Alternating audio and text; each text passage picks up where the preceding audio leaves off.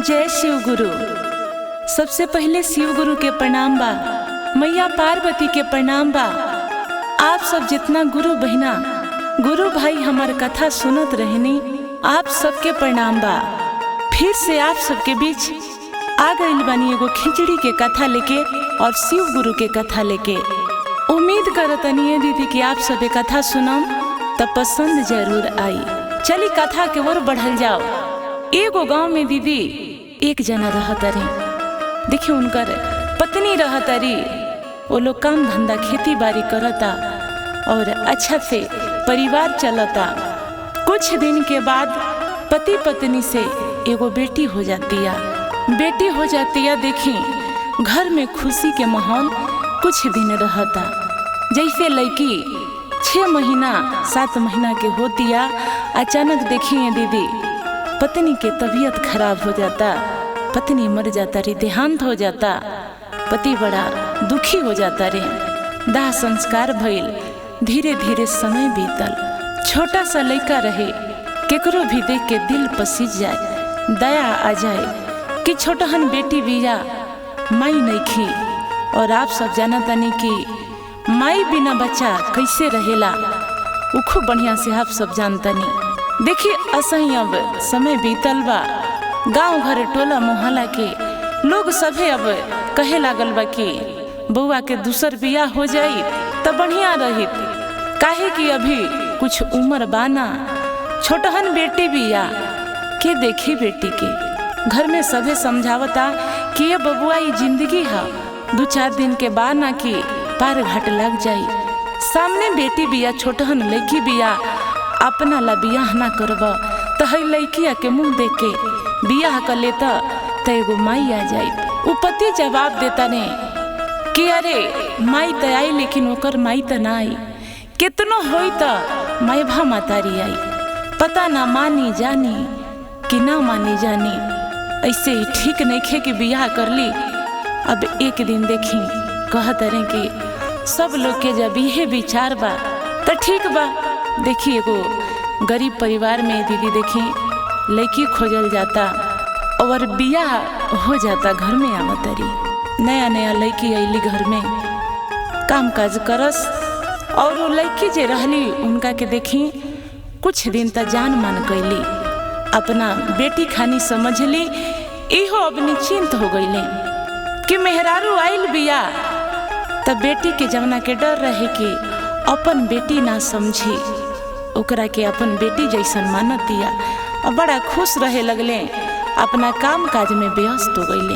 अब शादी के साल 2 साल जब बीतता है दीदी, पत्नी रहतरी वो गर्भवती हो जाता री। घर में खुशी के माहौल हो गई कि चल नइकी जौन कन्या आइल बाड़ी, दुल्हन आइल बाड़ी, उन्हों के पाँव भारी बा, एगो बेटी बिया, भगवान एगो बेटा दे देतन तब बड़ा सुंदर हो जाइत। लेकिन ऊपर वाला जे लिखले हो खस उहे होई।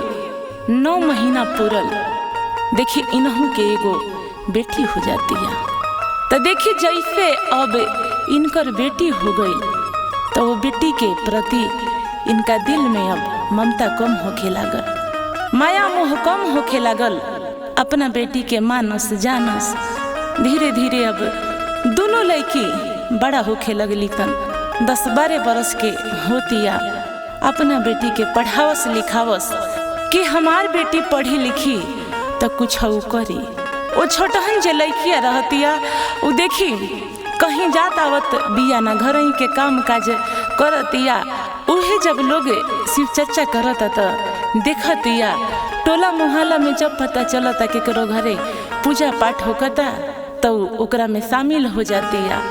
धीरे धीरे बढ़त गई, शिव गुरु के शिष्या हो गई। पूजा करे कि हे शिव गुरु, दुनिया में हमार कोई बात नहीं खे, रउआ बानी तो हमरा कोनो चीज के कमी बाना। देखी बाप जे रहले, धीरे धीरे उन्हों के पता चलल कि हमार जे दूसरी पत्नी बाड़ी हमरा बेटी के मान जान ना करेले। अब लड़की धीरे धीरे दोनों देखी सयान हो गई सन। एक दिन पत्नी जे रहली अपना पति से कहली कि जी बेटी सयान हो गई कि हम इहे कहतनी कि कतना दिन तक सर पर रखम, लड़की सयान हो जाए तो घर दुआर देख के निमन लइका देख के शादी बियाह करके हाथ बाह धरा देती बढ़िया रही। कहले कि ठीक बा, 2 गो बेटी बाड़ी सन, एगो के ए साल अगला साल को लेहल जाई, तो 2 साल बाद एगो के औरी के को लेवल जाई, बढ़िया रही। कहली झनक के कहली कि अरे हम तहरा वाली बेटी के नहीं कहत, हम अपना बेटी के कहतनी कि हमरा बेटी के बियाह करे के बा, हमरा बेटी के चिंता हमरा बाटे। देखिए दीदी बड़ा समझौले कि देखो तू दूसरी पत्नी हमार हो, पहले वाली पत्नी के देह से लड़की बियाह, अगर वो लड़की के हम शादी बियाह ना करम तो गाँव नगर टोला मुहल्ला सभे हंसी और माय भा सभी लोग कही कि माई बियाह तो देखा कितना चतुर चालाक बिया कि अपन बेटी के बियाह कर देलक, लेकिन उ बेटी के नइखे करत। जे ई बात ठीक नइखे, पहले बेटी के बड़की के हो जाए तो ओकरा बादे छोटकी के बियाह कइल जाई। देखी पत्नी जे रहली है बड़ा झगड़ालू रहली, कहली कि ना हम माने के तैयार नहीं, हम नहीं चाहत कि हमरा बेटी से पहले कौनो शुभ काम ओ लड़की के होखो। अगर रउआ चाहतनी बियाह करे के तब दोनों के बर देखी और दोनों के शादी एक ही टाइम पर हुई। देखी पति मजबूर कहली कि सुनी हमर बेटी के बढ़िया घर बर खोजब, और उ जे लड़की बिया पढ़ल लिखल त बिया ना, तो ओकरा ला जवन गरीब गुरबा आन्हर लंगड़ कहना कैसन को मिले ना, ओकरा से ओकर बियाह तय कर दे। कहले कि यारे कैसन बात करत तारू, माय भा मतारी के फर्ज कहे निभाव तारू, मत निभाव। लोग बड़ा हंसी, तहरा के कम हंसी और हमरा के ज्यादा हंसी। कहली कि हम जौन कहतनी उहे हुई। देखिए दीदी अब ये अपना लड़की के घर बर बढ़िया खोजता लो, अपना बेटी के शादी तय तमान कैला के बाद में उहे गांव में एगो गरीब से गरीब बुढ़िया रहत रही, पति ना रहले, एगो बेटा रहे। उहो बेटा समझी कि कमाए धमाए ना, खा पी के जहाँ तहाँ ढमलाइल रहे, उल्टल रहे, ओकरे से बियाह तय होता।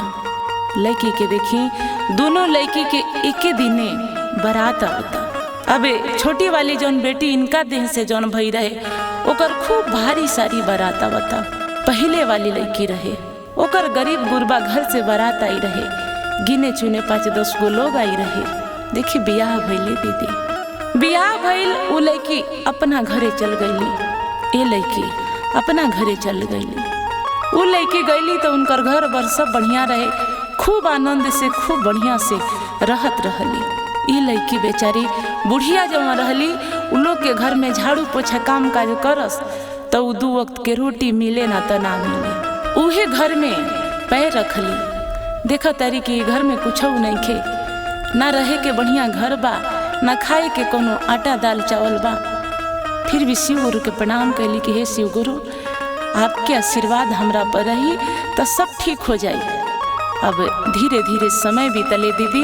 देखी ये लड़की जहाँ रहली पहले वाली के देह से गरीब घर में, इनका देह से 2-3 गो बेटा बेटी हो गई लसन, और वो जे अमीर घर में रहली उनका देह से कुछ ना भई। देखी शादी दोनों आदमी के एक ही बार भई रहे। यही से कहल जाला दीदी कि देखी कहीं से रउआ अगर पाप करतनी ना तो कहीं ना कहीं ओकरा के भुगतान करे के पड़ेला। लोग कहेला कि बाप मतारी के गलती बाल बच्चा के भी सधावे के पड़ेला।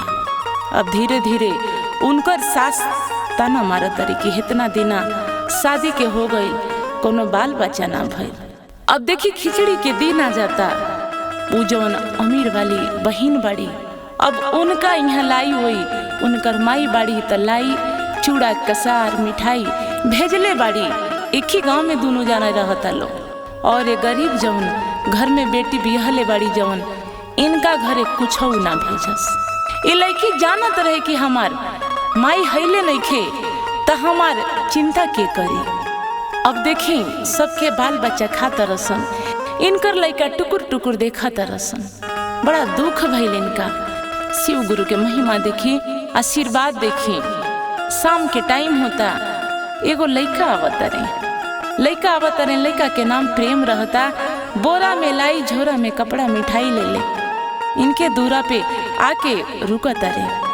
अभी पूछा तारी कि ए भैया कहाँ जाता रह? कौनो बात न तू धा के आराम कर लहई मचान बाटे यही जा। इनका बुझाई कि उलाई लेके केकरो भाई हुए और कहीं जाता रहे। वो कहले प्रेम की ए बहिना हम कहीं जात नहीं खी, हम तो तहरे घरे आइल बनी हई लाई चूड़ा के सार लेके। अब वो कहले कि हम तहरा मामा के यहाँ से आइल बनी, मामा के यहाँ से आइल बनी हई लाई चूड़ा के सार लेके। मन में सोचत तारी कि अरे हम तो जब छोटे रहनी माई हमार मर गईली, तब से कौनो मामा मामी के घर के कोई ना आइल ना कोई गईल, लेकिन अचानक इके आ गई लाई लेके। कहली कि भैया आइल बड़ा तो घर में चला नाश्ता पानी कर। देखी उस शिव गुरु के भेजल दूध समझ ली। अब फाटल पुरान जवन बोरा रहे लाके दिहली बैठवली, गिलास में पानी भर के ले गईली। जवन उनका घर में खाए के व्यवस्था रहे उ लेके गईली।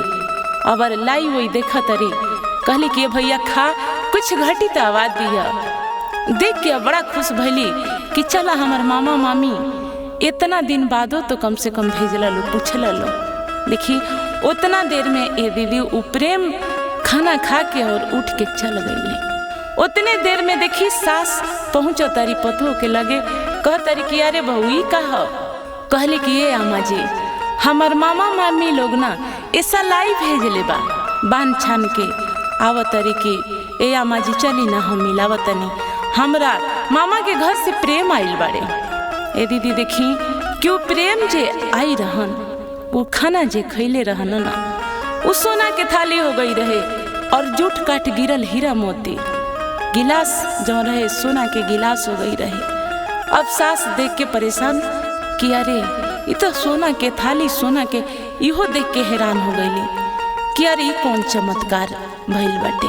पतो कहली अपना सास से कि अम्मा जी ये झोरा बोरा लेके एक जना आई रहे हैं, कहले हैं कि मामा के घर से तारा हम आइल बानी और लाई वाई कपड़ा उपड़ा दे के और हमरा हाथ में रख के ए जग में हम बैठा दिले रनिया खाना खाए के, और पता न खाना खा के कहाँ चल गईले। और है देखी ना सब गिरल ये हीरा मोती जैसन लागता। कहली कि ये बेटा हम जान गईनी गरीब जे होखेला ना ओकरो खातर भगवान होखेले, कि कौनो भाई होई आइल ना रले हम। तू पूजा करेलू ना, तू शिष्या हो ना शिव गुरु के, रोवत रहलू ना सुबह में बैठ के देखो साक्षात भगवान की भेजल दूत या भगवान तारा दरवाजा आइल रनी हम, दूसर कोई ना रला। यही से देखा अपना दिन के अपना गरीबी के कबो ना कोसे के। अरे भगवान पे भरोसा रखो, जौन इंसान ना करेला ना बेटा वो भगवान करेले। भगवान से कबो भरोसा मत उठैया। देखिए अब हीरा मोती दीदी वही में से बेच बाच के अपन खूब सुंदर घर दुआर बनवा ली हली और सारा हित दाई के नेमतली अपना माइयों के बुलैली। इनकर माय भाजे मतारी रहली उन्हों के बोलैली, बाबुओ जी के बोलैली, वो बहिनों के बोलैली जे अमीर घर में गई रहली। और पति जे इनकर रहले खूब बढ़िया कपड़ा लता पहन के हो गई रहले, बाल बच्चा लोग खूब बढ़िया कपड़ा पहनले रहे। अब ई जे रहली वो नैहर के भेजल जवन आई रहे कपड़ा उ पहनले रहली, सारा सर सिंगार कैले रहली। बहिनों अली शिव चर्चा रखाई रहे घर में कि हमनी के घर में पूजा करके घर में प्रवेश करल जाई चर्चा करा के। माइयो आई रहली, बाबूजी आई रहले। देख के अचकित हो गईली कि अरे एकरा घर में तो एने से कुकुर घुससन तो उने से निकलसन, खाना बचा के रखे के जगह ना रहे, कौनो कुत्ता बिलारा के मुंह डाल दसन। आज ही ऐसन घर बनवा ले बिया, एकरा कौन लॉटरी लागल बा। वो बेटी से पूछली कि एगो बात बताओ, हम तो तोर शादी गरीब घर में कैले रहनी, लेकिन इतना ही ठाट बाट हो गई। देखी अब कहली कि ए माई तू हमके गरीब घर में ब्याह कर दिहलो, हम दुखी ना रहनी। हमेशा लोग खिचड़ी में भाई लोग लेके घरे लाई आवे, हमरो बाल बच्चा देख के टुकुर टुकुर ताकसन। एक जने आइले भाई और कहले कि हम महर से आइल बानी है सर सामान लेके, खाना खियौनी नाश्ता करौनी, उथाली सोना के हो गई, गिलास सोना हो गई, हीरा मोती जूट काट हो गए, उहे थोड़ा बहुत बेच बिकिन के घर बनवैनी हाँ और घर में चर्चा करावतनी। इनका देह से जौन बेटी के बाल बच्चा ना भई रहे, उ बेटी रहली, कहली कि देख ले लू माई। बुरा कैला के नतीजा इहे होला, तू इनका के गरीब घर में बियाह कैलू, अमीर हो गईली ना, तू हमरा के अमीर घर में देख के बियाह कैले बड़ू, लेकिन हमरा आज ले कोनो बाल बच्चा नहीं खे भई।